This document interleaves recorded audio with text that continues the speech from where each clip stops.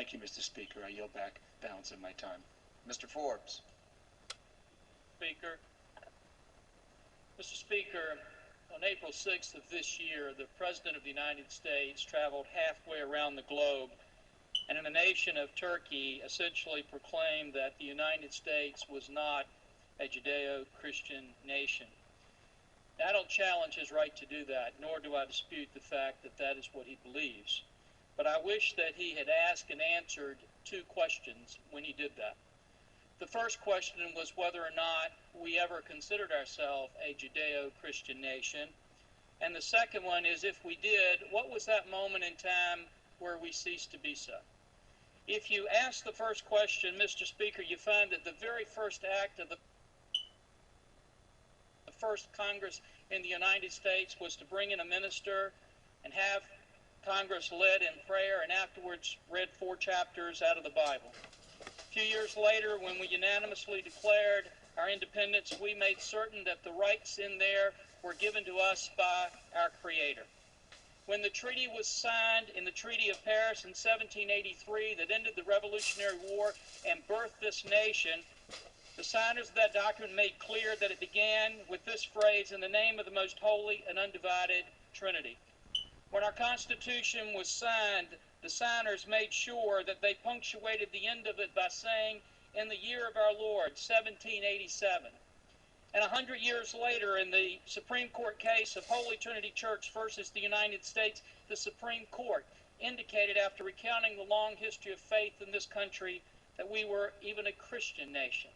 President George Washington, John Adams, Thomas Jefferson, Andrew Jackson, Abraham Lincoln, William McKinley, Teddy Roosevelt, Woodrow Wilson, Herbert Hoover, Franklin Roosevelt, Harry Truman, Dwight Eisenhower, John Kennedy, Ronald Reagan all disagreed with the President's comments and indicated how the Bible and Judeo-Christian principles were so important in this nation. And Franklin Roosevelt even led this nation in a 6-minute prayer before the invasion of perhaps the greatest battle in history, in the invasion of Normandy, and asked for God's protection. And after that war, when Congress came together and said, where are we going to put our trust? It wasn't in our weapon systems or our economy or our great decisions here, but it was in God we trust, which is emboldened directly behind you.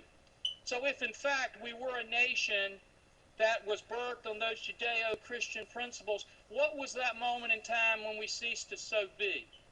It wasn't when a small group of people succeeded in taking prayer out of our schools, or when they tried to cover up the word referencing God on the Washington Monument, or they tried to stop our veterans from having flag folding ceremonies at their funerals on voluntary basis because they mentioned God, or even when they tried in the new visitor center to change that national motto and to refuse to put "In God We Trust" in there. No, Mr. Speaker, it wasn't any of those times, because they can rip that word off of all of our buildings, and still those Judeo-Christian principles are so interwoven in a tapestry of freedom and liberty that to begin to unravel one is to unravel the other. And that's why we have filed the Spiritual Heritage Resolution to help reaffirm that great history of faith that we have in this nation, and to say to those individuals who have yielded to the temptation of concluding that we are no longer a Judeo-Christian nation to come back and look at those great principles that birthed this nation and sustain us today, because we believe if they do, they will conclude, as President Eisenhower did and later Gerald Ford repeated, that without God there could be no American form of government, nor an American way of life. Recognition of the Supreme Being is the first expression of Americanism.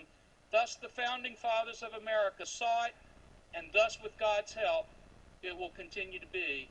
And Mr. Speaker, I yield back. Ms. Capter.